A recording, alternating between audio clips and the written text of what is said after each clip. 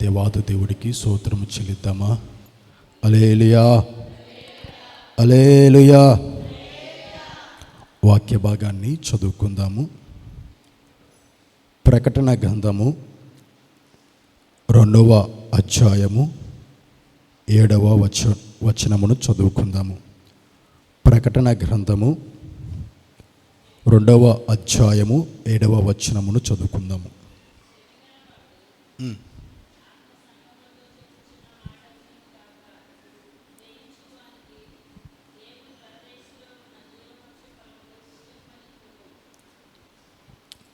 చాలు, ప్రార్థన చేసుకుందాం.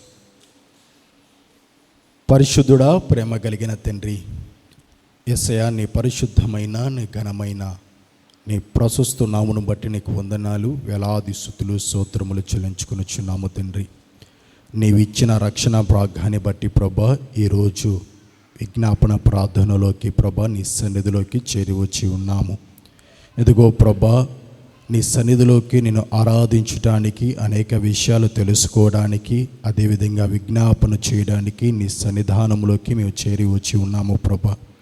ఇంతవరకు నీ నామానికి మహిమకరంగానూ మీరు జరిగించారు, అందును బట్టి నీకు వందనాలు, వేలాది స్తుతులు స్తోత్రములు చెల్లించుకునిచున్నాము తండ్రి. ఈ సమయంలో ప్రభా, నీ పక్షంగా నిలబడుతున్న నన్నును ప్రభా సిలువ చాటును మరుగు చేసి కూడి వచ్చిన వారికి, అదేవిధంగా లావెంత దూరంగా పెట్టిన వారికి కావాల్సిన మాటలను ప్రభా మీరు విత్తమని అడుగుచున్నాం తండ్రి. ఇదిగో నీ వాక్యం వెల్లడవుతున్నగా ప్రభా, అనేక మంది హృదయాలు తెరవబడడానికి మీరు కృప చూపించమని అడుగుచున్నాం తండ్రి. ఇదిగో ప్రభా, ప్రతి ఒక్కరికి కావలసిన మాటలను మీరు అందించమని, సమస్త మహిమ ఘనత ప్రభావాలు నీకు ఆరోపిస్తూ యేసుక్రీస్తు పరిశుద్ధ ఘననామములో అడిగి వేడుకొనుచున్నాం తండ్రి, ఆమేన్.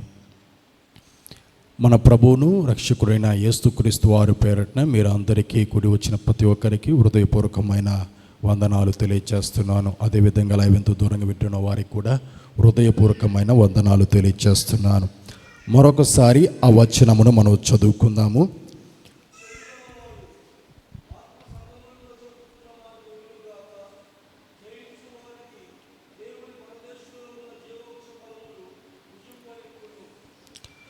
చాలు, ఈ మాటలు ఎవరితో చెప్తున్నారు అంటే, ప్రభువైన యేసుక్రీస్తు వారు యోహాను చేత ఎఫెసీ సంఘానికి చెప్తున్న మాటలు.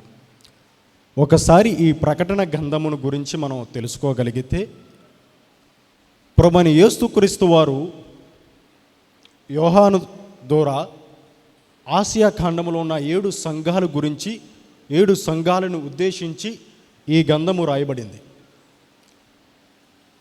ఆ 7 సంఘాలకు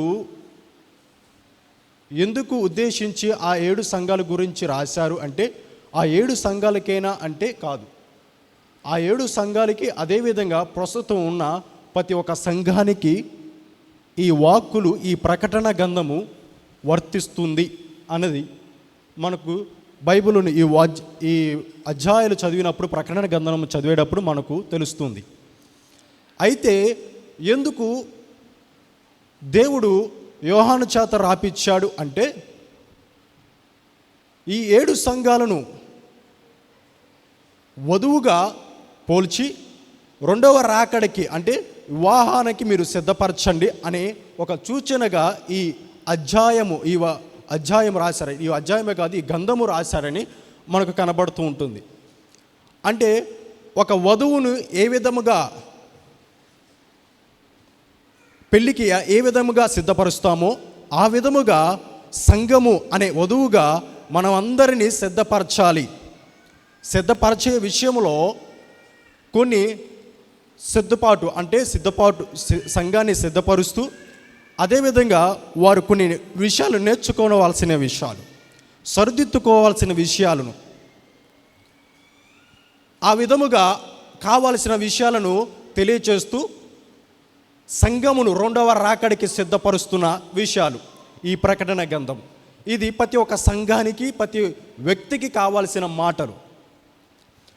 అందు నిమిత్తమై దేవుడు ఏం చేశాడంటే, యోహాను ద్వారా ఈ గ్రంథమును రాపించాడు. ఈ రోజున ఆ సంఘానికే కాదు కానీ, ఏ సంఘానికి ఆ సంఘానికి కాదు కానీ, ప్రతి ఒక్క సంఘానికి కావాల్సిన మాటలు ఈ గ్రంథములో రాయబడిన ఉన్నాయి. ఈ గ్రంథము గురించి, ఈ గ్రంథము సారాంశము అదే ఎఫీసీ సంఘమును గురించి ఇందాక మనం ఫస్ట్గా ఎఫీసీ సంఘమును గురించి రాస్తూ ఈ మాటలు పలుకుతూ ఉన్నాడు. చివరిలో పలికిన మాట ఆ మాట. అయితే ఎఫీసీ సంఘమును మనం గురించి ఒకసారి మనం గమనించుకోగలిగితే, ఎఫీసీ సంఘము అపోస్తుడైన పౌలు దీనిని ప్రారంభించాడన్న సంగతి మనం గమనించవచ్చు. అపోస్తుల కార్యములో ఇది మొదటి శతాబ్దంలో ఇది ఆరంభమైనది. ఈ సంఘము గురించి మనం కొంచెం ఇంకా బాగా తెలుసుకోగలిగితే, ఈ సంఘము పరిపూర్ణమైన సంఘము. ఈ సంఘములో మనం వారు ఆత్మీయత జీవితంలో కానీ వారు సంపూర్ణముగా దేవుడికి అప్పగించుకుంటూ నిజమైన భక్తి, నిజమైన ప్రేమతోనూ యథార్థత జీవితమును గడిపే సంఘమని కూడా మనం తెలుసుకోవచ్చు. మనము 2వ వచనములో మనం తెలుసుకోగలిగితే, అక్కడ 2వ వచనములో ఒక మాట రాయబడిన మాట, అక్కడ పౌలు ద్వారా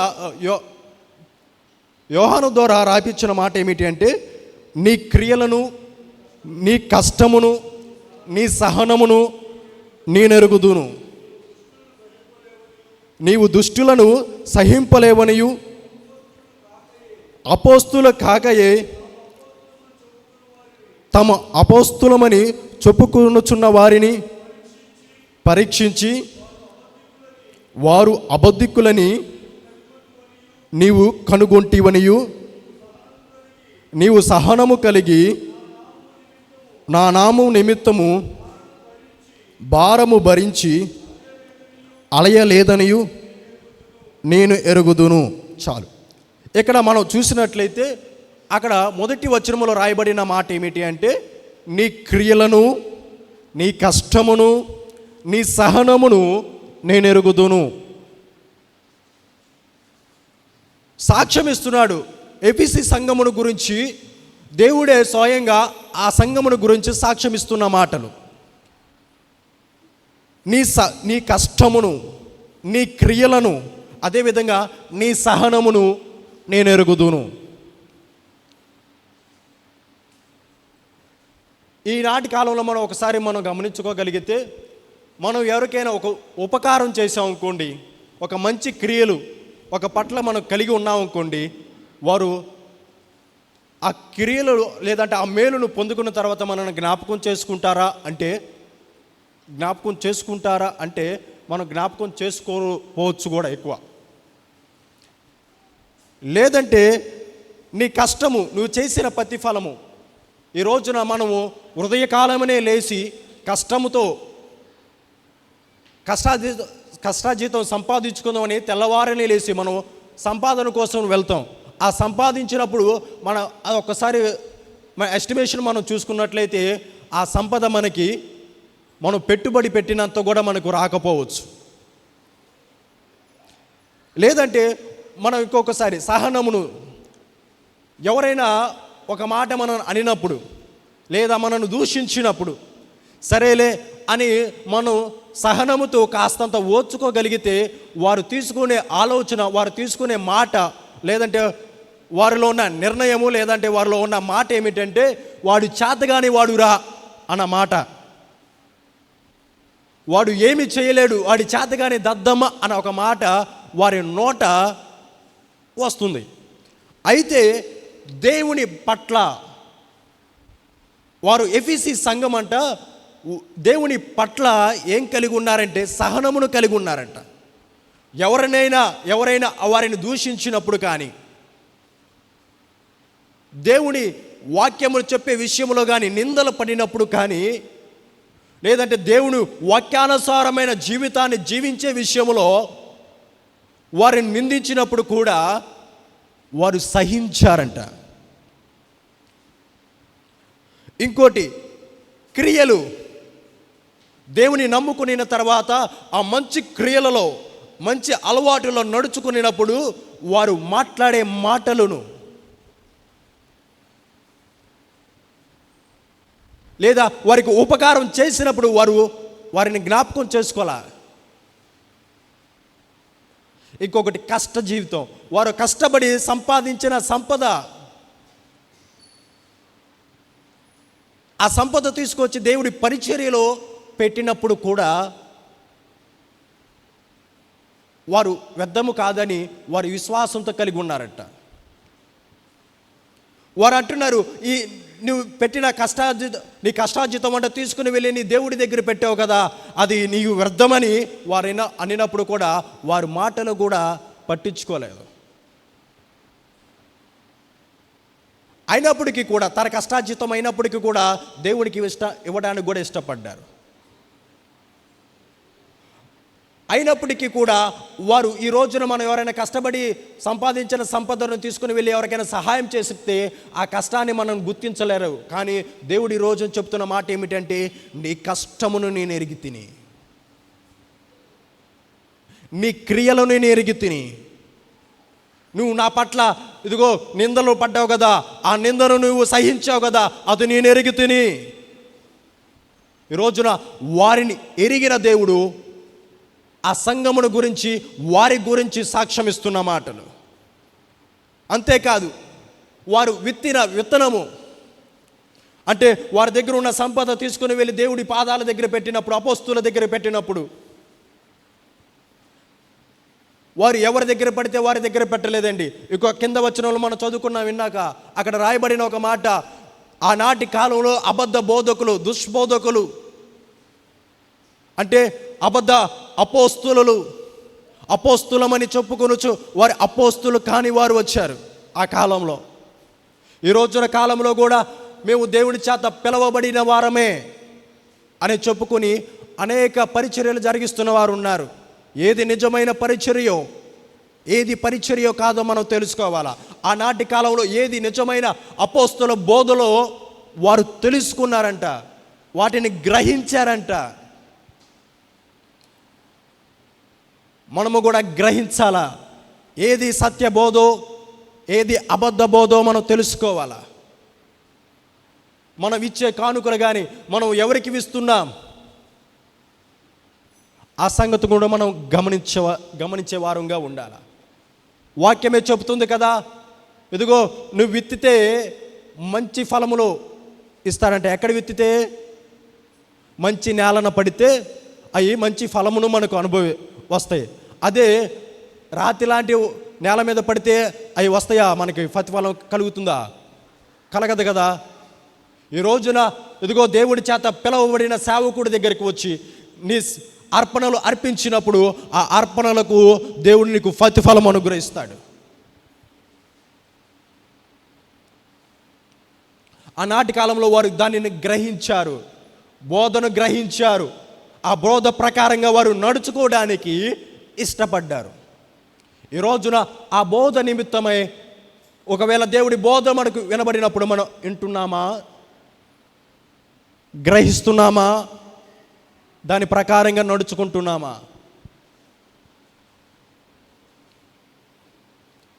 వారు దేవుడి బోధను విని దాని ప్రకారంగా నడుచుకున్నవారంట, నిజమైన భక్తి చేసిన వారు.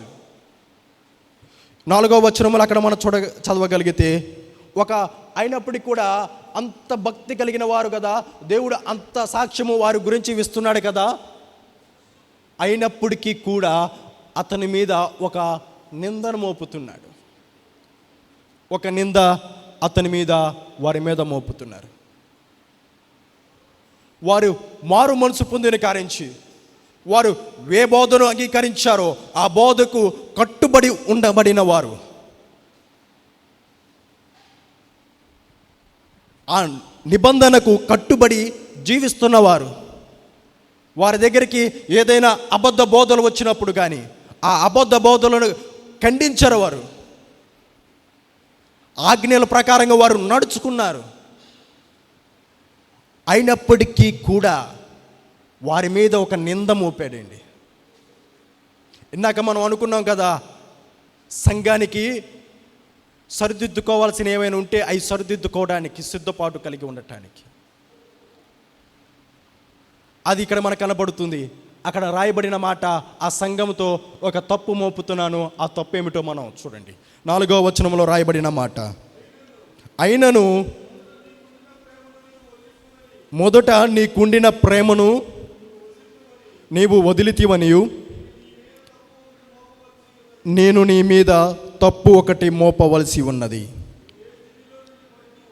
నీవు ఏ స్థితిలో నుండి పడితివో అది జ్ఞాపకము చేసుకుని మారు మనసు పొంది ఆ మొదటి క్రియలను చెయ్యము. చాలు. అక్కడ వారి మీద, ఆ సంఘము మీద ఒక నిందను, ఒక తప్పు, అంటే వారు సరిదిద్దుకోవాల్సిన విషయాన్ని వారితో మాట్లాడుతున్నాడు. ఏమిటి ఆ మాట అంటే, మొదట నీకున్న ప్రేమ అంట ఏమైపోయింది, ఈ రోజున నీవు తొలగిపోతివి. మొదటి ప్రేమ, వారు దేవుని వాక్యాన్ని వినడానికి, దేవుని వాక్యము ఆజ్ఞను గ్రహించి దాని ప్రకారంగా నడుచుకున్నారండి. ప్రేమ విషయంలో కానీ వారు కలిగి ఉన్నారు.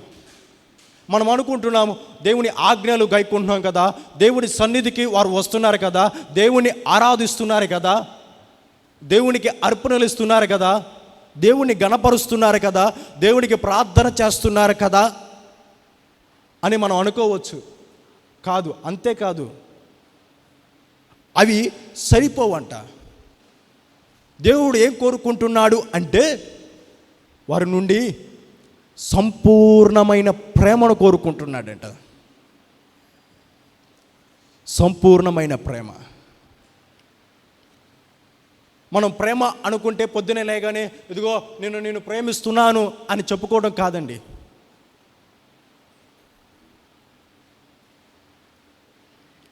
ప్రేమ అంటే ఒకవేళ నీ భర్త లేచి పొద్దునే ఉదయకాలం లేచి ఇదిగో నేను ప్రేమిస్తున్నాను కనుక ఈ రోజున నేను షాపింగ్ మాల్కి తీసుకుని వెళ్ళి నీకు మంచి చీరను కొనిపెడతాను అని మంచి చీర కొనిపెట్టాడనుకో, మరునాడు మళ్ళీ లేచి ఇదిగో నేను బయటికి వెళుతున్నాను అని చెప్పాడు అనుకోండి, మొదటి రోజు ఆ రోజు ప్రేమ ఉంది, ఈ రోజు ప్రేమ లేనట్ట. లేదంటే మా అమ్మకు నేనంటే చాలా ఇష్టం, మా అమ్మకి నేనంటే చాలా ఇష్టం కనుక మా అమ్మ నాకు బిర్యానీ చేసి పెట్టింది, ఈరోజు బిర్యానీ చేసి పెట్టింది, రేపు కోడిగుడ్డు కూర చేసింది, ఎల్లుండి పచ్చడి వేసి పెట్టింది అంటే ప్రేమ లేనట్ట.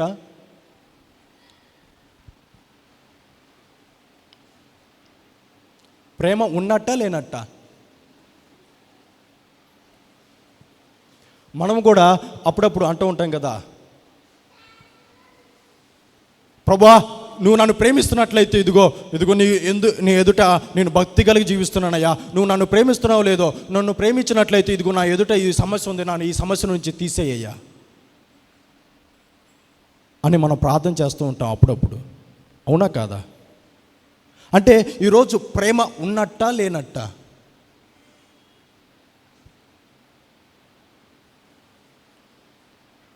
అంటే ప్రేమ అన్నది బిర్యానీ పెడితేనో లేదా మంచి బట్టలు కొని పెడితేనో ఆ రోజే కాదు. ప్రేమ అంటే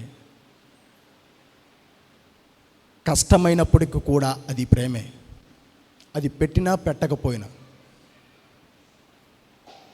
ఒక రోజున ఒక దేవసేవకుడితో పాటు ఒక కుటుంబాన్ని దర్శించడానికి వెళ్ళినప్పుడు ఆ కుటుంబంలో ఉన్న తన భార్య ఆమె చెప్తున్న మాట ఏమిటంటే, అయా కొన్ని నెలల వరకు, పెళ్ళైన కొన్ని నెలల వరకు నా భర్త చాలా ప్రేమించాడయా, తర్వాత ప్రేమించట్లేదయ్యా. అంటే తన భర్తను ప్రేమించడం అంటే తనకు కావాల్సినవన్నీ తీసుకుని ఇవ్వడమేనా? అంటే పెళ్ళైన కొత్తలో అన్నీ ఇవ్వడానికి ఇష్టపడతారు, తర్వాత ఇవ్వడానికి ఇష్టపడరు. ఎందుకంటే ఇల్లును కూడా ఒక గడపాలి కదా.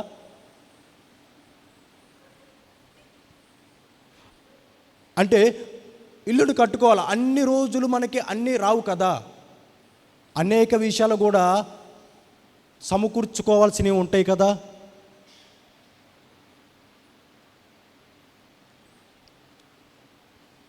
అంటే ఇచ్చినప్పుడే ప్రేమ, ఇవ్వనప్పుడు ప్రేమ కాదు. అది నిజమైన ప్రేమ కాదు. నిజమైన ప్రేమ అన్నప్పుడు అది ఇచ్చినప్పుడు, ఒకవేళ ఇవ్వకపోతే దాని అర్థాన్ని, అక్కడ ఉన్న సిచ్యువేషన్ అర్థం చేసుకుని తనకి అండగా నిలబడే ప్రేమ, అది నిజమైన ప్రేమ. నిజమైన ప్రేమ ఎప్పుడు కనపడుతుంది? ఏదైనా సమస్య వచ్చినప్పుడు ఆ సమస్యకు పక్కకు పారిపోయేది కాదు.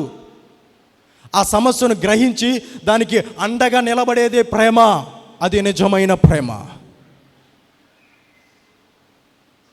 ఈ రోజున ఆ ప్రేమను మర్చిపోతున్న వారు అనేక మంది ఉన్నారు. ఇచ్చినప్పుడే ప్రేమ అంటే ఆ ప్రేమను చూసినట్లయితే, ఆ ప్రేమను అదే కోరుకునే వారైతే వారు నీ రక్తమును తాగేవారంట. ఎక్కడో ఒక చాట రాయబడిన మాట. అది ఆశిస్తున్నారు అంటే అప్పుడప్పుడు అంటూ ఉంటారుగా, అంతేగా నా మీద ప్రేమ తగ్గిపోయిందా అంటే అదే మాట పద్దాలకు అది పలుకుతున్నప్పుడు అంట, ఆ మాటకు అర్థం ఏంటంటే వారి ఉన్న రక్తం అంతా తాగేస్తున్నట్టంట అర్థం. అది మనం కూడా గమనించాలి. ప్రేమ అనేది కష్టాలలో కాదు, దాని అర్థం సిచ్యువేషన్ అర్థం చేసుకుని దాని ప్రకారంగా నడుచుకునేదే ప్రేమ. దాని ప్రేమ ప్రకారంగా మనం నడుచుకోవాలి. ఆ ప్రేమ వల్లే మనం ఉండాలి. దేవుడు ఈ రోజున కూడా కోరుకుంటుంది ఏదో తెలుసా? ఆయన నిన్ను ప్రేమిస్తున్నాడు. నీ హృదయపూర్వకముగా ఆయన నువ్వు ప్రేమించగలిగితే ఆయన కష్టాల మధ్యలో నువ్వు నడిపించబడుతున్న ఆ కష్టం నీకు విలువ కనపడదు. ఎప్పుడైనా చూడండి, ఫస్ట్గా ఒక్కొక్క చోట నేను చూసినప్పుడు పెళ్ళకు ముందు చాలా మంది ఏం చేస్తూ ఉంటారు అంటే ఫోన్లో మాట్లాడుకుంటారు. వాడు రాత్రి మొదలు పెడితే పొద్దున్న మొదలు పెడితే వాడు తెల్లారైన వరకు మాట్లాడుతూ ఉంటాడు. ఏం మాట్లాడతావరా అని ఒకరోజు ఒకరిని అడిగిన, అంటే ఏం ఉండదన్న, మాట్లాడుకుంటే మహా అయితే ఒక రోజు అన్ని విషయాలు, లేదా 2 రోజులు, 3 రోజులు, 4 రోజులు, 5 రోజులు, మహా అయితే 6 రోజులు. అడిగా, నాకు డౌట్ వచ్చి, ఏం మాట్లాడుకుంటారు అంటే ఏం ఉండదన్న, తర్వాత నుంచి ఏం చేస్తున్నావు, తిన్నావా, పనుకున్నావా, తెల్లారైందా, ఇదే మాట అన్న ఎక్కువ శాతం కనపడిద్ది అన్న అన్నాడు. అంటే ఏందిరా అంటే అదేదో ప్రేమ, మాధుర్యం. తప్పులేదండి, ఆ ప్రేమ, దానిలో ఉన్న మాధుర్యం ఏం లేకపోయినా ఆ ప్రేమలో అలా ఆ కొద్ది దినాలే సాగిపోతున్నారు.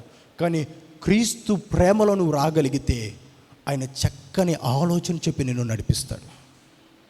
ఆ సమస్య నీకు సమస్యగా అనిపించదు, బాధ ఆ బాధగా నీకు అనిపించదు. అరే ఇది సమస్య పెద్ద కొండలాగా ఉంది అనే లోపల ఆ సమస్య నువ్వు దాటి వెళ్ళిపోతావు. ఆయన ఆ మాధుర్యములో ఉన్న ప్రేమను మనం గ్రహించాలి. ఆ గ్రహించిన ప్రేమ హృదయపూర్వకముగా ఆయనను మనం ప్రేమించే వారంగా ఉండాలి. ఇకలోకమైన వారిని కాదు ప్రేమించవలసినది, యేసయ్యను మనం ప్రేమించాలి. అట్టి వారంగా మనం ఉండాలి. అయితే వారు ఆ ప్రేమను మీరు విడిచితిరి. మొదటిలో ఉన్న ప్రేమ మీరు కోల్పోతిరి, మొదటిలో ఉన్న ఆసక్తి మీరు కోల్పోతిరి. ఈ రోజున నువ్వు ఒకవేళ ఆ స్థితిలో నీవు ఉన్నావేమో ఒకసారి గమనించుకో. మొదటిలో నీకున్న ప్రేమ, మొదటిలో నీకు ఉన్న ఆసక్తి, మొదటిలో నీకు ఉన్న తృష్ణ, ఈ రోజున ఎవరో కొన్ని మాటలు చెప్పారని దేవుని వాక్యాన్ని పక్కన పెట్టావేమో, దేవుణ్ణి పక్కన పెట్టావేమో, కొన్ని సమస్యలు నీ దగ్గరికి వచ్చినాయని ఆయన నన్ను ప్రేమించట్లేదు కదా అని పక్కనకు అనుకున్నావేమో. ఆయన ఒక మాట అంటున్నాడు, నేను ఇంకా ప్రేమిస్తున్నాడంట.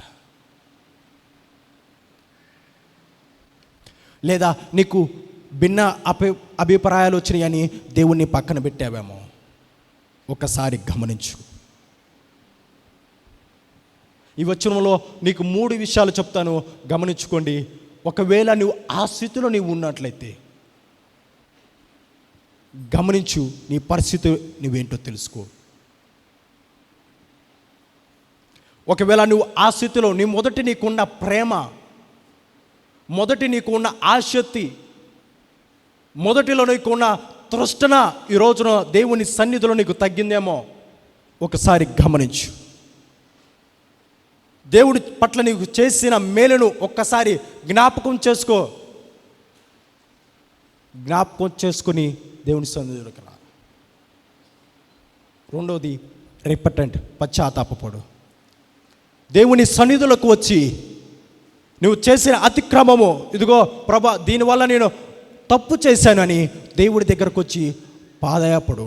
నీ తప్పును ఒప్పుకో, పశ్చాత్తాపపడు. మూడవది, మళ్ళీ దేవుని సన్నిధిలో పునఃప్రారంభించు. మొదటి నీకున్న ప్రేమను మళ్ళీ ప్రారంభించు. ఒకవేళ నువ్వు ఆ ప్రేమను నువ్వు ప్రారంభించగలిగితే దేవుని నీ పట్ల ఒక గొప్ప కార్యం జరిగించబోతున్నాడు.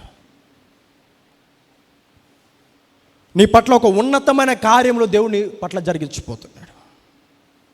నువ్వు ఊహించలేని కార్యము దేవుడి నీ పట్ల జరిగించాలని ఆశపడుతున్నాడు. ఈరోజు నీవు సిద్ధముగా ఉన్నావా? ఒక్కసారి ఆలోచించు. ఇందాక మనం చదువుకున్న 7వ వచనములో వీటిని నువ్వు పొందుకోగలిగితే, ఈ 3 విషయాలు నువ్వు చేయగలిగితే 7వ వచనములో ఉన్న వాగ్దానము దేవుడు నీ పట్ల నెరవేర్చిపోతున్నాడు. అక్కడ రాయబడిన మాట, చెవి గలవాడు ఆత్మ చొప్పు సంగతులను వినినప్పుడు అతడికి ఒకటి ఇస్తాడంట దేవుడు. ఏంటది? జయించిన వానికి దేవుడు పరదేశిలో ఉన్న జీవవృక్ష ఫలమును భుజింపనెత్తును.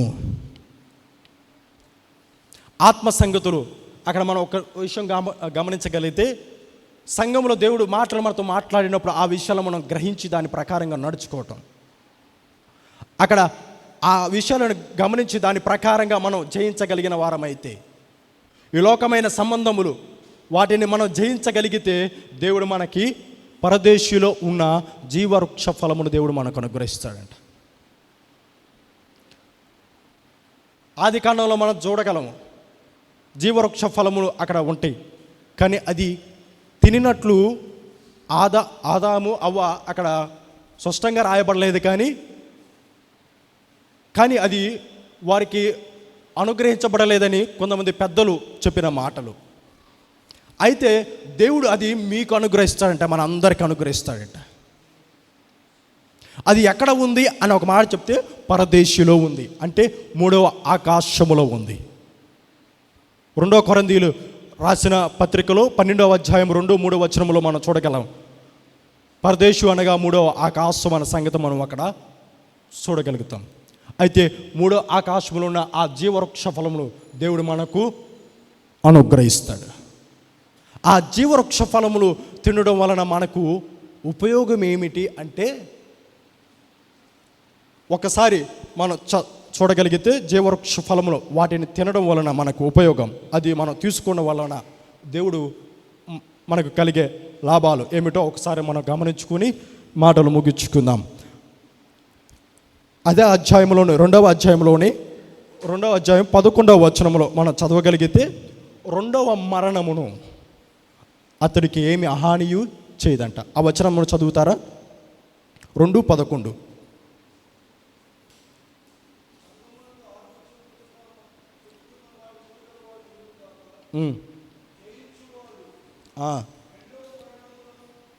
రెండవ మరణము వలన ఏ హానియు చెందడు. 2వ మరణం వలన ఏ హానియు చెందడు. 2వ మరణం అంటే ఈ భూలోకంలో మనం మరణించిన తర్వాత పరలోకంలోకి, అంటే మధ్యాకాశంలోకి వెళ్ళినప్పుడు, న్యాయము జరిగించేటప్పుడు నరకంలోకి మనం పడకుండానట్లు, నరకంలోకి మనం వెళ్లకుండా ఆయనతో కలిసి ఉండే భాగ్యాన్ని దేవుడు మనకు అనుగ్రహిస్తాడంట. ఆ అగ్నిగుండంలో పడకుండానట్లు, అంటే 2వ మరణం నుండి, అంటే అగ్నిగుండంలో మనం పడకుండానట్లు దేవుడు మనని కాపాడుతాడంట. మరి రెండవ వచనమును కూడా, మరొక వచనమును మనం జ్ఞాపకం చేసుకుందాము. అదే అధ్యాయంలోనే 17వ వచనము. దేవుడు దాని నుండి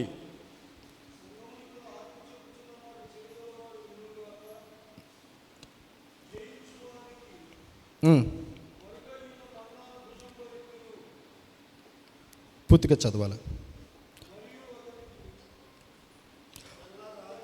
ఆ సంఘం అక్కడ రాయబడిన మాట నేను చెప్తాను.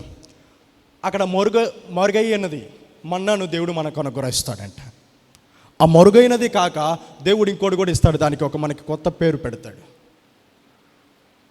పరలోకంలో మనకి ఒక కొత్త పేరు, ఈ రోజున మనం పెట్టుకుంటున్నాం కదా పేర్లు, ఆ పేర్లు కాకుండా దేవుడు మనకు ఒక మంచి బిరుదు ఇస్తాడు, పేరు పెడతాడు. మూడవది అదే 2వ అధ్యాయంలో 26వ వచనం మనం చదువుకుందాం. 26.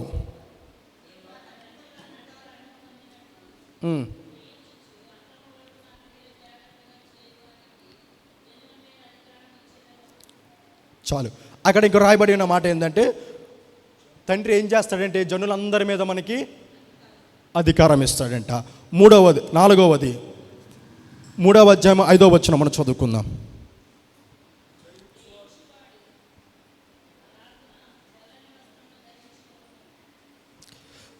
జీవగంధంలో నుండి అతనికి పేరు చెరిగిపోదు, అక్కడ రాయబడిన మాట. మరియు తండ్రి ఎదుట దేవదూతల ఎదుటను అతడికి గౌరవము కలుగుతుంది, అక్కడ రాయబడిన మాట అంశం. అదేవిధంగా 5వది మీరు జ్ఞాపకం చేసుకోండి, 3వ అధ్యాయము 12వ వచనమును, దేవుడు ఆలయములోనికి, ఆయన ఆలయములోకి నిలిచి ఉంటాడు. ఆయన ఆలయంలో ఆయనతో కలిసి ఉండడానికి దేవుడు అవకాశం ఇస్తాడంట. దేవుడి నామమును, క్రీస్తు నామమును, నూతన యెరూషలేము నామమున ఆయనను ధరింపచేస్తాడంట. అదేవిధంగా 3:21 వచనంలో కూడా ఒకసారి మనం చదవగలిగితే అక్కడ రాయబడిన మాట, నేను జయించిన వారందరినీ గద్దించి 21, నేను జయించి నా తండ్రితో కూడా ఆయన సింహాసనమును యందు కూర్చుండి ఉన్న ప్రకారము జయించిన వానిని నాతో కూడా ఆయన సింహాసనము యందు కూర్చునని ఇచ్చేదను. అంటే ఆయన సింహాసనం అందు మనమందరం కూర్చుంటామంట. ఆయన సింహాసనం, ఆయన పక్కన ఉన్న సింహాసనం మనకు కూడా అనుగ్రహించబడుతుంది. అదేవిధంగా 21:7 వచనం,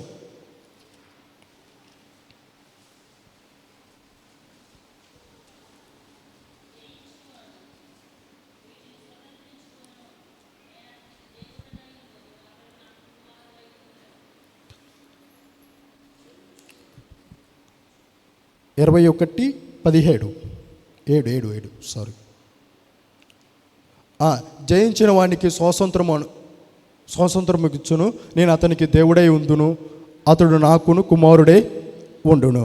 అంటే నిత్య దేవుడు బిడ్డగా మనము ఉంటాము. ఆ బిడ్డగా మనం ఈ 7 మనము పొందుకోగలిగిన వారమైతే ఎప్పుడు ఈ లోక సంబంధములను అన్నిటినీ మనం జయించినప్పుడు దేవుడు మనకు అన్నిటినీ దేవుడు మనకు అనుగ్రహిస్తాడు. దీన్ని బట్టి దేవుడు మనల్ని ఆశిస్తుంది ఏమిటి అంటే, ఎఫీసీ సంఘానికి దేవుడు ఒక బహుమతి ఇవ్వాలనుకుంటున్నాడు. అంటే ఎఫీసీ సంఘానికే కాదు, ఈ రోజున మనకు కూడా దేవుడు మనకు జీవవృక్ష ఫలమును, ఒక బహుమతి ఆయన ఎదుటికి వచ్చినప్పుడు, ఆయన ఎదుట నిలబడినప్పుడు దేవుడు నీకు జీవవృక్ష ఫలమును ఇవ్వాలని ఆయన ఆశపడుతున్నాడు. ఆ జీవవృక్ష ఫలమును మనం పొందుకోవాలంటే మనలో ఎలాంటి నింద ఉండకూడదు, ఎలాంటి నేరారోపణ మన మీద ఉండకూడదు. మనము పరిశుద్ధులమై, నీతిమంతులమై, సాక్ష్యమును పొందుకొనిన వారమై, ఈ లోకం విషయంలో మనం జయించిన వారమై ఆయన ఎదుట మనం నిలబడినప్పుడు దేవుడు మనకేం చేస్తాడంటే జీవవృక్ష ఫలమును మనకు అనుగ్రహిస్తాడు. సాతాను ఏం చేస్తాడంటే వాటినన్నిటిని పొందుకోకూడదని వాడు కుతంత్రాలు పడి దాని నుండి నిన్ను వేరు చేయడానికి ఇదిగో ఈ లోకంలోనే నిన్ను కొంచెం దారి మళ్ళిస్తాడు. నీకు భిన్నమైన ఆలోచనలు తీసుకొని వస్తాడు. దేవునికి వాక్యానికి వ్యతిరేకంగా నిన్ను ఇవ్వడానికి, జీవించడానికి ఇష్టం చేస్తాడు. కనుక వాటన్నిటికీ నువ్వు దూరముగా ఉంటూ దేవుని వాక్యానికి లోబడుతూ దేవుడి సత్యవాక్యమైన దేవుని వాక్యాన్ని వింటూ దాన్ని గ్రహించి దాని ప్రకారంగా నడుచుకుని లోకంలో ఉన్న వాటిని జయించగలిగితే దేవుడు మనకు జీవవృక్ష ఫలమును మనకు అనుగ్రహిస్తాడు. అది మనం పొందుకోవడం వలన ఇవన్నిటినీ మనము దేవునితో కూర్చునే భాగ్యము, ఆయన సన్నిధిలో నిలుచుండే భాగ్యము దేవుడు మనకు అనుగ్రహిస్తాడు. అట్టి కృప వారికి, ఆ సంఘమునికే కాక ఈరోజు నాకు మీకు దేవుడు అనుగ్రహించునుగాక. ఆమేన్. ఎత్తబడిన మాటల కొరకు ప్రార్థన చేసుకుందాం. ప్రతి ఒక్కరు కళ్ళు మూసుకున్నట్లయితే ప్రార్థన చేసుకుందాం.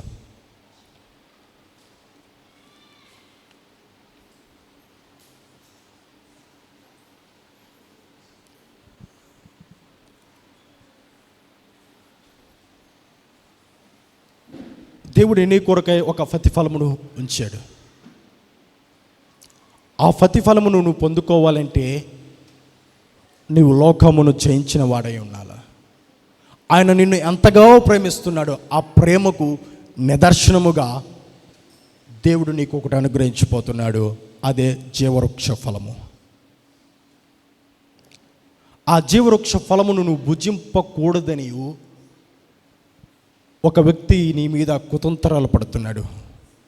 నువ్వు ఆ కుతంత్రాలను గ్రహించి దాని నుండి తప్పించుకుని దానిని జీవవృక్ష ఫలమును భుజించగలవా?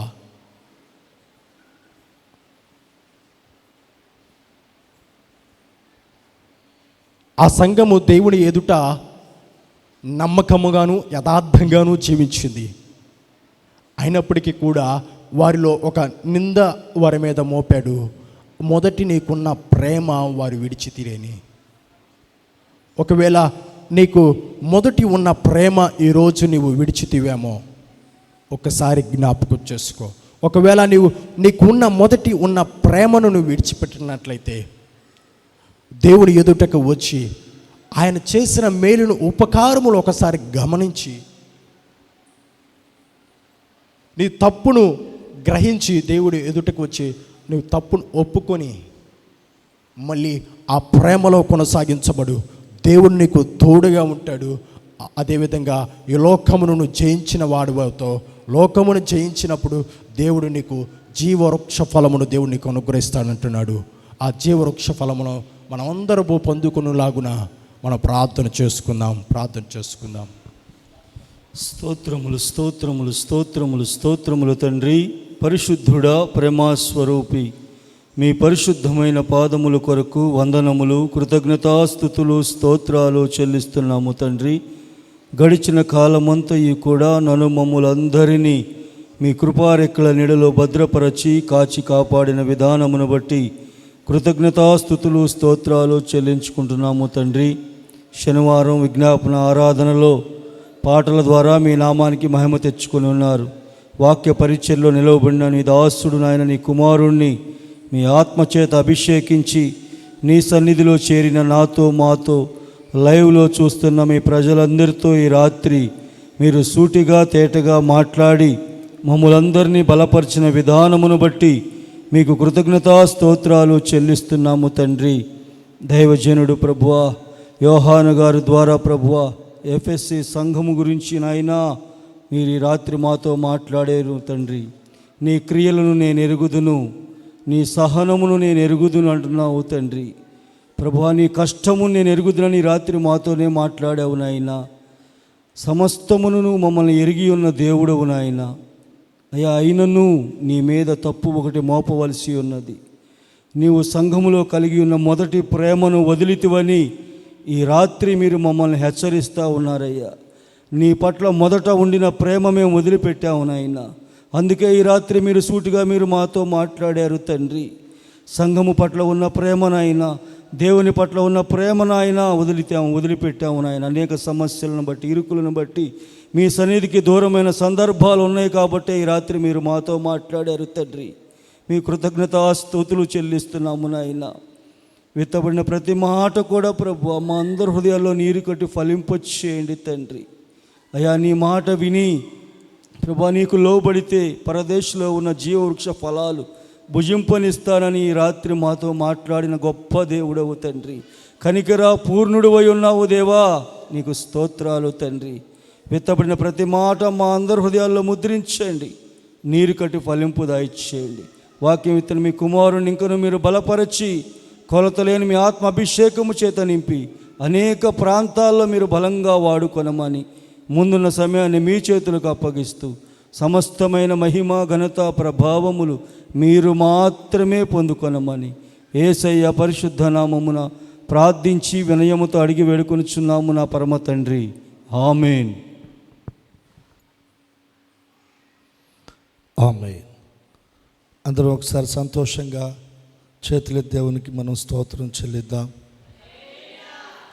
ఈ రాత్రి ప్రభు స్పష్టంగా మనతో మాట్లాడుతూ వచ్చారు. జయించిన అనుభవంలో మనం ఉండగలిగితే మన కొరకు దేవుడు సిద్ధపరిచిన ఉన్నతమైన ఆశీర్వాదాలు మనం పొందగలం. ఆదాము దేనినైతే కోల్పోయాడో, దేనినైతే పోగొట్టుకున్నాడో దానిని మరలా తిరిగి మనకివ్వటానికి ప్రభు ఇష్టపడుతూ ఉన్నారు. ఏదైనా తోటలో జీవ వృక్ష ఫలాలు దేవుడు పెట్టాడు. ఆదాము అవ్వ ఆ జీవ వృక్ష ఫలాలు తిన్నట్టు మనకి అక్కడ వ్రాయబడలేదు. అయితే వారు తినవద్దన్న పండ్లు తిని శపించబడ్డారు. ఇప్పుడు ఓ చక్కటి అవకాశాన్ని ప్రభు మనకి ఇస్తున్నారు. మారు మనసు రక్షణ పొంది లోకాన్ని, లోక ఆశలను, పాపమును మనం జయించగలిగితే పరదేశంలో మరలా ఆ జీవ వృక్ష ఫలాలను మనం భుజించడానికి ప్రభు మనకి అవకాశం ఇస్తున్నారు. చక్కటి విషయాలు ఈ రాత్రి ప్రభు మనకు తెలియచేశారు. సంతోషంగా రెండు చేతులెత్తి దేవునికి స్తోత్రం చెల్లిద్దాం. పరదేశ్ అది మూడవ ఆకాశంలో ఉందని మరి దాని గురించి దైవజనుడైన పౌలు గారు కొరింథీ పత్రికలో పలికినటువంటి మాటలను జ్ఞాపకం చేస్తూ పరదేశ అనుభవాన్ని కూడా ఈ రాత్రి ప్రభు మన ముందు ఉంచారు. మరి చక్కగా దేవుని వాక్యాన్ని మన హృదయంలో భద్రపరచుకొని దేవుని సన్నిధిలో మొదట దేవుని పట్ల, దేవుని సన్నిధి పట్ల, పరిచర్య పట్ల మనం ఏ ప్రేమ అయితే కలిగి ఉన్నామో, ఏ ఆసక్తి అయితే కలిగి ఉన్నామో, ఏ వైరాగ్యాన్ని, తృష్ణనైతే మనం కలిగి ఉన్నామో, ఏ ప్రార్థనా జీవితాన్ని అయితే మనం కలిగి ఉన్నామో, ఏ పరిచర్య అనుభవాలు మనం కలిగి ఉన్నామో, వాటిని మరలా మన జీవితాల్లో ఆ మొదట మనం ఎలా ఉన్నామో అలా ఉండటానికి మనం ప్రయత్నం చేయుదుముగాక. అది ఎక్కడో కొద్దిగా మిస్ అయింది.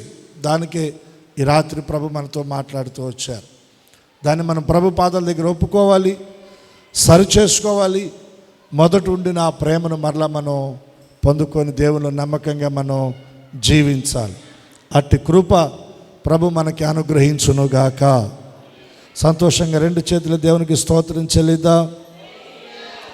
ఈ రాత్రి నేను 1-2 విషయాలు మీకు చెప్పి నేను ప్రార్థనలో మనం ముందుకు నడిపించబడదాం.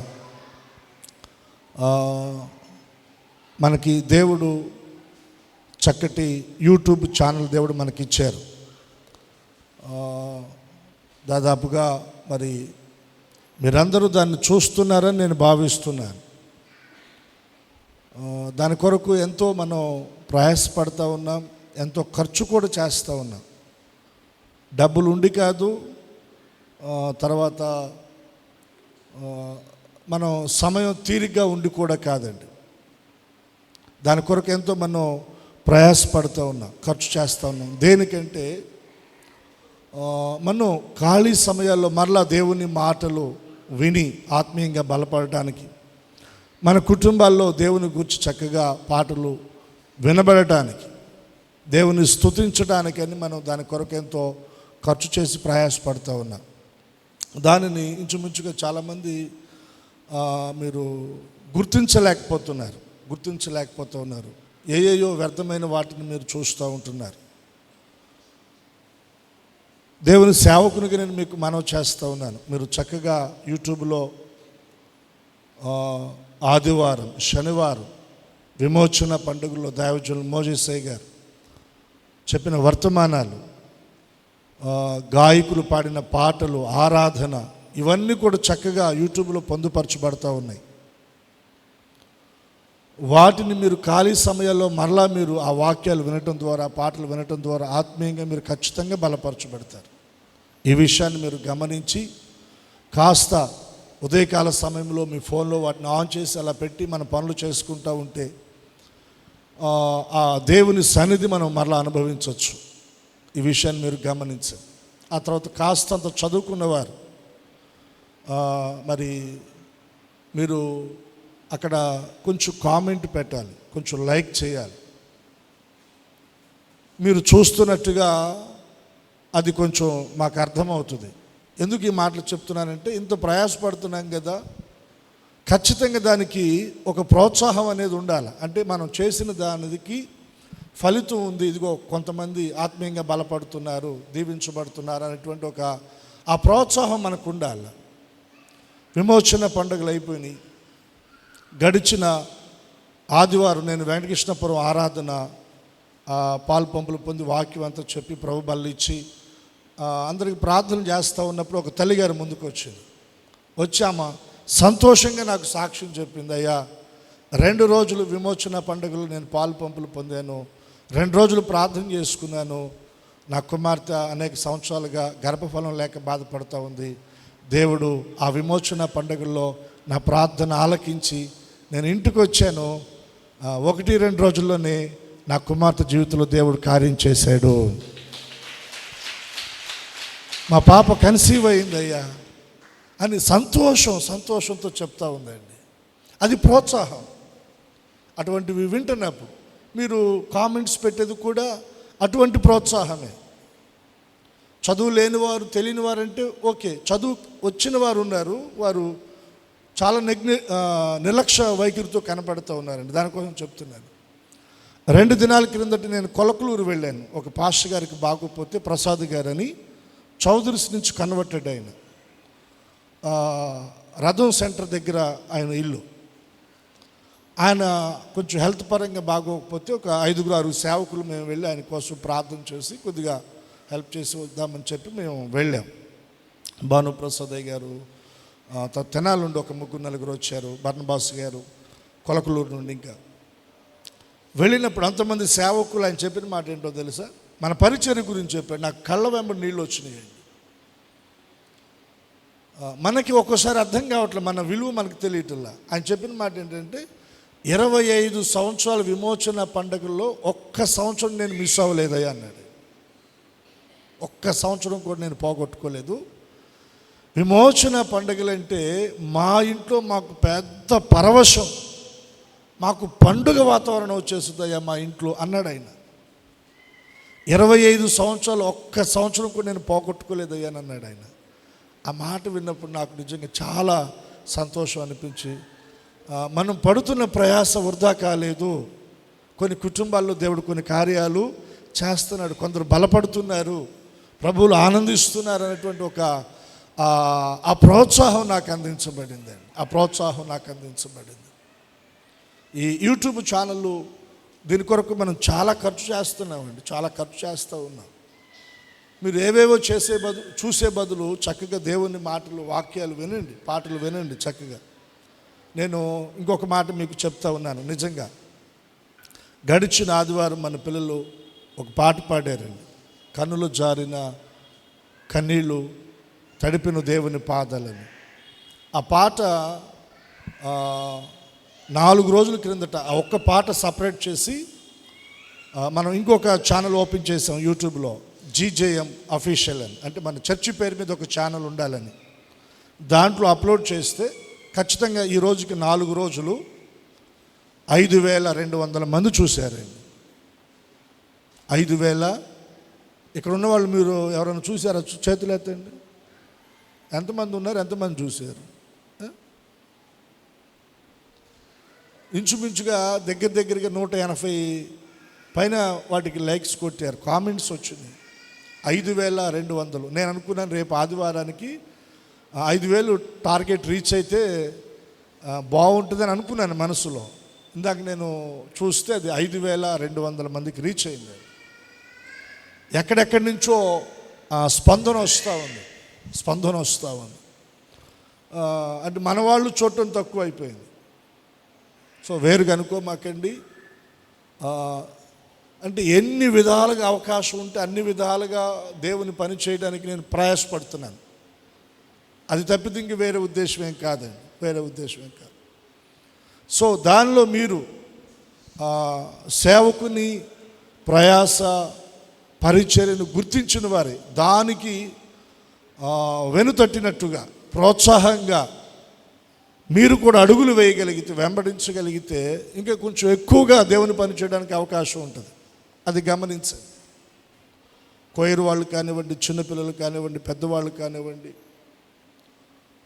కాస్త ఛానల్ ఫాలో అయ్యి మీరు ఖాళీగా ఉన్నప్పుడు చక్కగా దేవుని మాటలు వినండి. మంచి మంచి ప్రసంగాలు, దైవజనులు చేసిన ప్రసంగాలు యూట్యూబ్లో బయట వారు వేల మంది చూస్తూ ఉన్నారండి, వేల మంది చూస్తూ ఉన్నారు. సత్తెనపల్లి అవతల ఒక అతను ఫోన్ చేశాడు, చేసి అరగంట మాట్లాడాడు. అయ్యా, విమోచన పండుగలో మెసేజ్లు విన్నాను, నేను ఎంతో ఆత్మీయంగా బలపడ్డాను, చాలా నేను దీవించబడ్డాను అయ్యా. ఆ పండుగల ప్రోత్సాహంలో అతను ఒక హిందూ అతనికి స్వార్థను ప్రకటించి అతను దేవుని దగ్గరికి నడిపించడానికి ప్రయాసపడుతూ ఉన్నాడు. అతని కొరకు ప్రార్థన చేయండి అని ప్రార్థన సహాయాన్ని కోరుకున్నాడు. రాయప్పరెడ్డి అతని పేరు. అతని కొరకు ప్రార్థన చేయండి అయ్యా, అతడు దేవుని వైపు తిరగాలని. సో ఇంతగా బయట అనేకులు ఈ పరిచర్యను వారు చూస్తూ వారు ఆత్మీయంగా బలపడుతూ ఉన్నారు. మీరు కూడా ఈ విషయాన్ని గమనించి చక్కగా ఉదయకాలంలో మీరు చక్కగా దేవుని మాటలు వినండి, ఆ పాటలు వినండి, ఆత్మీయంగా మీరు బలపడాలని మనం చేస్తూ ఉన్నాను. మనకి దేవుడు 2 ఛానల్స్ ఇచ్చాడు. ఒకటి డి రమేష్ పాస్టర్ అనే పేరు మీద ఉంటుంది. దాన్ని మనం సబ్స్క్రైబ్ చేసుకుంటే ప్రతి దాంట్లో మనం పెట్టే ప్రతి వీడియో మీకు నోటిఫికేషన్ వస్తుంది. ఆ తర్వాత చర్చి పేరు మీద ఉండాలి అనే ఉద్దేశంతో జీజేఎం అఫీషియల్ అని చర్చి పేరు మీద ఒక ఛానల్ మనం ఓపెన్ చేసాం.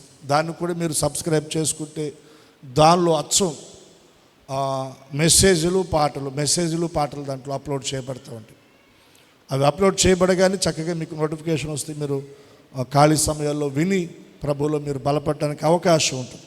ఈ విషయాన్ని మీరు అందరూ కూడా గమనించాలని మనం చేస్తూ ఉన్నాను. దేవుడు మన యూట్యూబ్ ఛానల్ను దేవుడు దీవించి ఆశీర్వదించును గాక. అన్ని గొంతులు వినబడలా? కష్టంగా ఉందా? చూస్తాను నేను. మీరు కొంచెం చదువుకున్న వాళ్ళు ఎవరెవరు దానికి లైక్ చేస్తున్నారా, కామెంట్ పెడుతున్నారా, ఎవరు చూస్తున్నారో చూడలేదని నేను అబ్జర్వేషన్ చేస్తాను. మీరు ఖచ్చితంగా మీరు వాటిని చూడండి, బలపడండి, ప్రోత్సాహంగా లైక్ చేయండి, దాన్ని చక్కగా కామెంట్ పెట్టండి. దేవుడు మిమ్మల్ని దీవించునుగాక. ప్రోత్సాహం కోసం అంతే, ఇంక వేరేదేం లేదండి. ప్రోత్సాహం మీరు మన వాళ్ళు చూస్తున్నారు, వాళ్ళు బలపడుతున్నారు అనేటువంటి ఒక ఆ ప్రోత్సాహం అందినప్పుడు ఇంక కొంచెం ఎక్కువగా చేయడానికి అవకాశం ఉంటుంది. దేవుడు మనల్ని దీవించునుగాక. ఈ సమయంలో కొన్ని అంశాలు ఉన్నాయి, వీటి కొరకు మనం ప్రార్థన చేసుకొని మనం ముందుకు వెళదాం. మొదటిగా కాజీపేట గ్రామంలో దేవుని సేవకులు పౌలరాజు గారు 2 దినాలు సభలు ఏర్పాటు చేస్తూ ఉన్నారు. ఏప్రిల్ మాసంలో 15, 16. ఒక మాట చెప్తా ఉన్నాను మీకు. పాస్టర్ గారు చెప్పారు, పోయిన సంవత్సరం ఇక్కడి నుంచి ఎంతమంది వచ్చారో మొత్తం లెక్కేసుకొని కౌంటింగ్ చెప్పాడు ఆయన. నాకు మైండ్ పోయింది. 15 మంది వచ్చారయ్యా అని అన్నారు. 15 మంది రావటం ఏంటంటే 15 మందే వచ్చారండి పాస్టర్ గారు అని. యాక్చువల్గా అంతకుముందు అందరం మనం ఆటోలు పెట్టుకుని అందరం వెళ్ళాం. పోయిన సంవత్సరం మొత్తానికి ఏదో ఇన్సిడెంట్స్ జరిగినట్టుంది, కొంచెం తక్కువగానే వచ్చారు మన వాళ్ళు. పాపం ఆయన, అయ్యా పాస్టర్ గారు కొంచెం చెప్పండి మన వాళ్ళందరికీ కొంచెం ఎంకరేజ్ చేయండి. ఆయన ఎంకరేజ్ చేస్తాను, మేము చెప్తానయ్యా, ప్రార్థనలో కూడా మేము ప్రార్థన కూడా చేస్తూ ఉన్నాం, ఖచ్చితంగా అందరూ వస్తారని నేను పాస్టర్ గారికి చెప్పాను. సో మరి మన సహవాసంలో, మన మినిస్ట్రీలో, మన చర్చిని నేను పెట్టుకొని ఆయన పరిచయలో ఉంటూ ఉన్నారు కాబట్టి ఖచ్చితంగా వారిని మనం ప్రోత్సహించాలి, ఆత్మీయంగా వారిని మనం బలపరచాలి. కాబట్టి మనం ఈ 2 దినాలు సభల్లో చక్కగా మనం వెళదాం, దేవుని మాటలు విందాం, చక్కగా మన ప్రోత్సాహాన్ని అందిద్దాం. ఈ సభల కొరకు మనం ప్రార్థన చేద్దాం. అందరం కూడా ఒకసారి అలాగా చేతులు పైకెత్తి సభల కొరకు ప్రార్థన చేద్దాం. అందరూ చేతులు పైకెత్తండి. పరిశుద్ధ తండ్రి, నాయన మీకు వందనాలు, స్తోత్రాలు చెల్లిస్తూ ఉన్నా. ఈ సమయంలో మరి కాజీపేట గ్రామంలో మీ దాసులు పౌలరాజు గారు వారు ఏర్పాటు చేస్తున్నటువంటి విమోచన సువార్త సభల కొరకై ప్రార్థిస్తున్నా.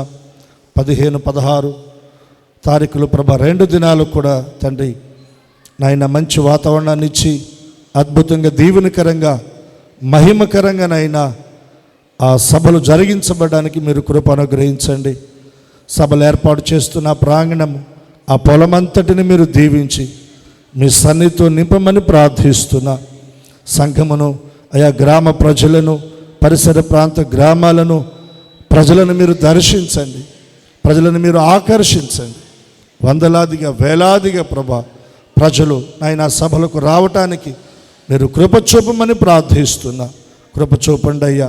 2 దినాలు కూడా మీ సేవకులను అద్భుతంగా మీరు బలపరిచి మీరు అభిషేకించి వాడుకోమని ప్రార్థిస్తున్నా. ప్రజల్లో గొప్ప విడుదల, మార్పు, దీవెన, ఆశీర్వాదము కలిగినట్లుగా మీరు సహాయం చేయండి. దైవికమైన స్వస్థత ప్రజలు అనుభవించాలి, నెమ్మది అనుభవించాలి, సమాధానాన్ని పొందుకోవాలి. ప్రభా మీ కార్యాలు జరిగించమని ప్రార్థిస్తున్నా. మీ సేవకుని బలపరచండి. ప్రతి పరిచర్లో మీరు తోడుగా ఉండండి. ప్రతి అక్కర అవసర మహిమలో తీర్చండి. కావలసిన ఆర్థిక వనరులు మీరు సమకూర్చి ప్రభా మీరు దీవించమని ప్రార్థిస్తున్నా. దుష్టుడు కలిగించే ఆటంకాలు, అడ్డులు, సమస్యలన్నీ యేసు నామములో బంధిస్తున్నాము తండ్రి. కృప చూపండి అయ్యా. తండ్రి మీకు వందనాలు. మేమందరం కూడా చక్కగా సభలలో పాలు పంపులు పొందడానికి మీరు సహాయం చేయండి. దీవించి మహిమ పొందమని యేసు నామమును ప్రార్థించి అడుగుచున్నాము తండ్రి. అందరం చూద్దాం. ఆమేన్, ఆమేన్. ఈ సభలను ప్రభు దీవెనకరంగా 2 దినాలు కూడా ఆశీర్వాదకరంగా ప్రభు జరిగిస్తున్నందుకై అందరము చేతులెత్తి స్తోత్రాలు చెల్లిద్దాం.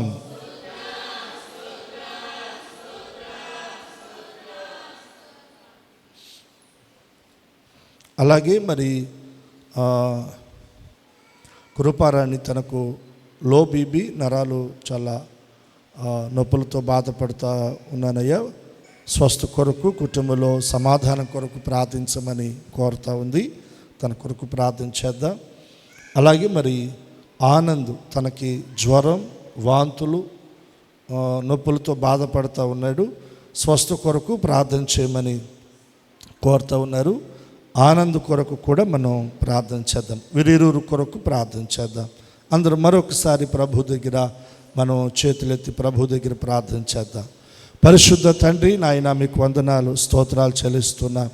ఈ సమయంలో కృపారాణిని బట్టి మీ సన్నిధిలో ప్రార్థిస్తున్నా. మీ కుమార్తెని మీరు తాకండి. ఆ బీబీ నార్మల్గా ఉండటానికి మీరు సహాయం చేయండి. నరాలు, ఎముకలు, కీళ్ళు, కండనరాలు మీరు ముట్టండి. మీ జీవాన్ని, శక్తి, మీ ప్రభావాన్ని విడుదల చేయండి. బలపరచండి నాయన. కుటుంబంలో సమాధానాన్ని మీరు కలగచేయండి. కుటుంబాన్ని మీరు దీవించండి. అలాగే ఆనంద్ కొరకు ప్రార్థిస్తున్నా. బిడ్డ జ్వరం, వాంతులు నాయన మరి నొప్పులతో బాధపడుతుండగా ఆ బిడ్డను మీరు కనికరించండి అయ్యా. ఇప్పుడు ఈ రాత్రికాల సమయంలో ఆ బిడ్డను మీరు తాకండి. ప్రతి బలహీనత నుండి విడిపించండి. పరిపూర్ణ స్వస్థ ఆరోగ్యాన్ని మీరు కలగచేయండి. ఇంకనూ ప్రభా ఎవరు బలహీనులుగా శారీరక అనారోగ్యంతో బాధపడుతున్నారు నాయన, వారందరిని కూడా మీరు తాకండి. ప్రతి విధమైన శారీరక రుగ్మత నుండి యేసు నామములో ప్రతి బిడ్డకు స్వస్థత దయచేయండి. స్వస్థత దయచేయండి ఆయన. బిడ్డలను మీరు దీవించి మహిమ పొందమని యేసు నామమును ప్రార్థించి అడుగుచున్నాము తండ్రి. అందరం చూద్దాం. ఆమేన్, ఆమేన్, ఆమేన్. వీరిరువును కూడా ప్రభు ముట్టి స్వస్థపరిచి ఆరోగ్యాలను ప్రభు కలగ చేస్తున్నందుకై స్తోత్రం చెల్లిద్దాం.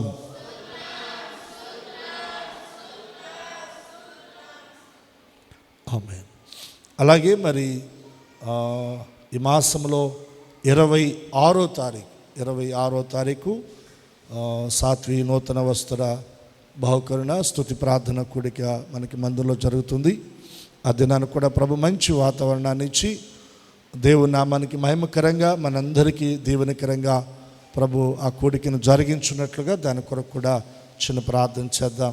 అందరం ఒకసారి చేతులెత్తి ప్రభు దగ్గర ప్రార్థన చేద్దాం. పరిశుద్ధ తండ్రి మీకు వందనాలు, స్తోత్రం చెల్లిస్తున్నా. బిడ్డల జీవితాల్లో నేటి వరకు నాయనా మీరు చేసిన మేలు ఉపకారాలు, మీరు ఇచ్చిన క్షేమాన్ని బట్టి, ఆరోగ్యాన్ని బట్టి, ఆయుష్ దినాలను బట్టి ప్రభా మిమ్మల్ని స్తుతిస్తూ తండ్రి నాయన మరి 26వ తారీఖున ఏర్పాటు చేసుకుంటున్నటువంటి ఆ స్తుతి ప్రార్థన కొడుకున ప్రభా మీరు దీవెనకరంగా నాయన మీరు జరిగించండి. అదే మంచి వాతావరణాన్ని మీరు అనుగ్రహించమని ప్రార్థిస్తున్నా.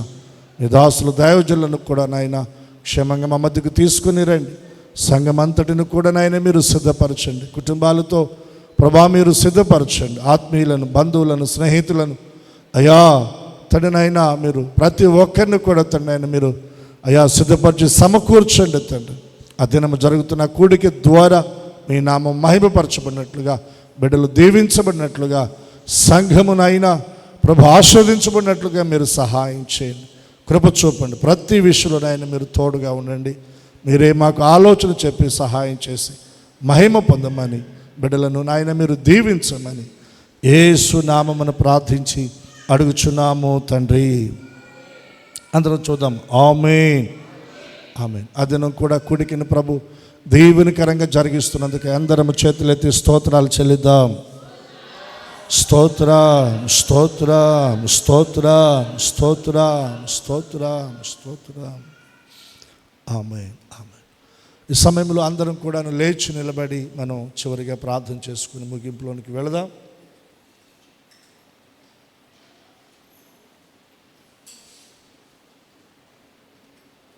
నెమ్మదిగా అందరూ లేచి నిలబడండి. రేపటి దినాన మనకి ఆదివారం చక్కగా సమయానికి ప్రారంభించబడి సమయానికి 12:30 ఆ మధ్యలో ముగించేద్దాం. ఎండలు ఎక్కువగా ఉన్నాయి. నాకు ఎప్పటి నుంచో ఒక ఆలోచన ఈరోజు మీకు చెప్తా ఉన్నాను. ప్రార్థనలో పెట్టండి.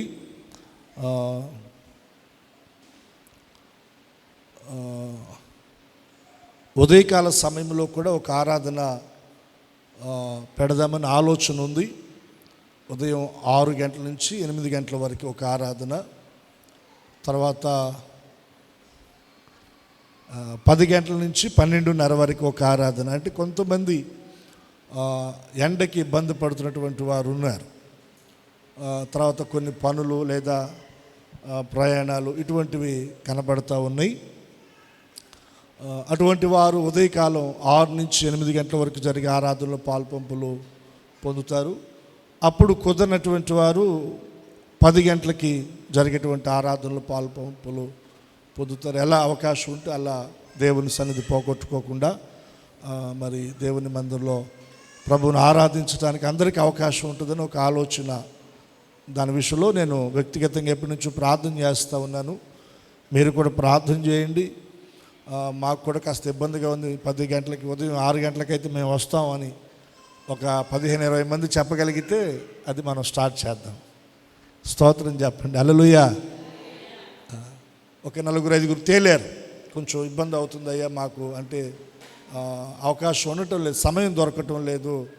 అంటే ఇంతకు ముందంటే మనకి ఆదివారం కాస్త సెలవులు ఉండే, అందరూ ఖాళీగా ఉండేవాళ్ళు. ఇప్పుడు ఏమవుతుందంటే కొంచెం కొన్ని పనులు చేస్తున్నటువంటి వారికి ఆదివారం కూడా సెలవు ఇవ్వటం లేదు. వాళ్ళు కొంచెం పనులకు వెళ్ళాల్సి వస్తుంది, ఇబ్బంది అవుతుంది వాళ్ళకి. అవకాశం ఉండటం లేదయ్యా, ఇబ్బంది అయిపోతూ ఉంది అని కొంతమంది దృష్టిలో తీసుకొచ్చారు. నాకు కూడా ఆలోచన ఉంది. ప్రార్థన చేయండి. ఒకవేళ దేవుని చిత్తం అయితే దాన్ని మనం ప్రారంభం చేద్దాం. చివరి ప్రార్థన ఆశీర్వాదంతో ముగింపులోనికి వెళదాం. అందరూ తలల వంచి కళ్ళమూద్దాం. పరిశుద్ధ తండ్రి, నాయన మీకు వందనాలు, స్తోత్రాలు చెల్లిస్తున్నా. గడిచిన దినాలన్నీ కూడా మమ్మలను మీ కృపలో దాచి భద్రపరిచారు. ఈ దినాన మీ సన్నిధిలో మందిరములో మేమందరం కూడా సమకూర్చబడి ప్రభా మిమ్మలను సేవించే భాగ్యాన్ని మాకు ఇచ్చారు. నీ కుమారుని పక్షంగా నిలబెట్టుకొని తండ్రి మాతో మీరు మాట్లాడుతూ వచ్చారు. ఆత్మచెప్పు సంగతులు చెవిగలవాడు వినునుగా. కానీ అవును ప్రభా, మీరు మాతో మాట్లాడుతున్నప్పుడు మేము చెవి కలిగిన వారమై ఆ మాటలు విని మా హృదయాల్లో భద్రపరుచుకొని ఏ విషయాల్లో మేము సరి చేయబడాలి ఆ విషయాల్లో సరి చేసుకోవడానికి మీరు కృప అనుగ్రహించండి. ఎఫెసీ సంఘముతో మీరు మాట్లాడుతూ వచ్చారు. మొదట నీకుండిన ప్రేమ నీవు వదిలితివి. ఎన్నో విషయాల్లో మీ కొరకు ప్రయాసపడి కష్టపడి సహనం కలిగి ఉన్నప్పటికీ కూడా ఆయన మరి సంఘం మొదట ఉన్నటువంటి ప్రేమను వదిలిపెట్టిందని మీరు ప్రభా తెలియచేస్తూ వచ్చారయ్యా. మా జీవితాల్లో కూడా మొదట ఉన్న ఆ ప్రేమ, ఆసక్తి, పరిచర్య, ప్రార్థన ఆ ప్రేమ మేము విడిచిపెట్టకూడదు. దాన్ని మేము కలిగిన వారమే, దాన్ని గట్టిగా మేము పట్టుకొని మా పరుగును మేము తుదముట్టించాలి, గమ్యాన్ని మేము చేరాలి. సహాయం చేయండి అయ్యా. ఎక్కడ ఏ విషయాల్లో మేము వెనకబడ్డామో తండ్రి, ఆ విషయాల్లో మరలా మేము పురికొల్పబడి ముందుకు రావడానికి సహాయం చేయండి, కృప చూపండి ప్రభా. ఇదిగో నాయన, మేము జయించిన వారమైతే జీవవృక్ష ఫలాలు నాయన పరదేశంలో నాయన మరలా మీరు మమ్మల్ని భుజింపనిస్తారని మీరు తెలియచేశారు. జయించిన వానికి ఉన్న ఆశీర్వాదాలు నాయన మీరు మా ముందు ఉంచారు. వాటన్నిటినీ నాయన మేము పొందుకునేటట్లుగా జయ జీవితాన్ని మీరు మాకు అనుగ్రహించుదురుగాక. పరిశుద్ధాత్మ దేవుని సహాయముతో ఈ లోకమును, లోక ఆశలను, శరీరమును, దాని కోరికలను మేము జయించుదుముగాక. కోపము, ఈర్ష, అసూయ, ద్వేషం, కలహాలు, మత్సరం వీటన్నిటిని మీ సహాయముతో మేము జయించుదుముగాక. కృప చూపండి, సహాయం చేయండి. మీరు అక్కడి కొరకు మమ్మల్ని ఆయుధపరచండి, సిద్ధపరచండి. నీ కుమారుని ఇంకను బలపరిచి మీ పనిలో పరిచయలు మీరు వాడుకోనండి, దీవించండి నాయన. ఈ రాత్రికాల సమయంలో మందిరంలో నిలిచిన ప్రతి బిడ్డ కొరకు ప్రార్థిస్తున్నా. వారి కుటుంబాల కొరకు, బిడ్డల కొరకు, వారు చేస్తున్న పనులు, బేరాలు, వ్యాపారాలు, వారు కలిగి ఉన్న సాంపథ్యం సమస్తాన్ని మీరు దీవించండి.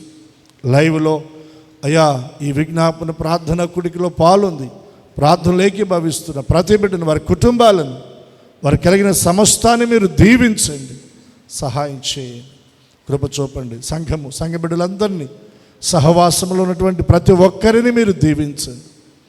సేవకులను, సువార్థికులను, సంఘ పెద్దలను, స్త్రీల సమాజం, యవ్వన బిడ్డలను, సండే స్కూల్ పిల్లలు, టీచర్స్ నాయన ప్రభా. ఇదిగో లైవ్, అలాగే నాయన సౌండ్ సిస్టమ్, ఇవన్నీ కూడా ఆపరేట్ చేస్తున్న బిడ్డలు మీరు దీవించమని ప్రార్థిస్తున్నాం.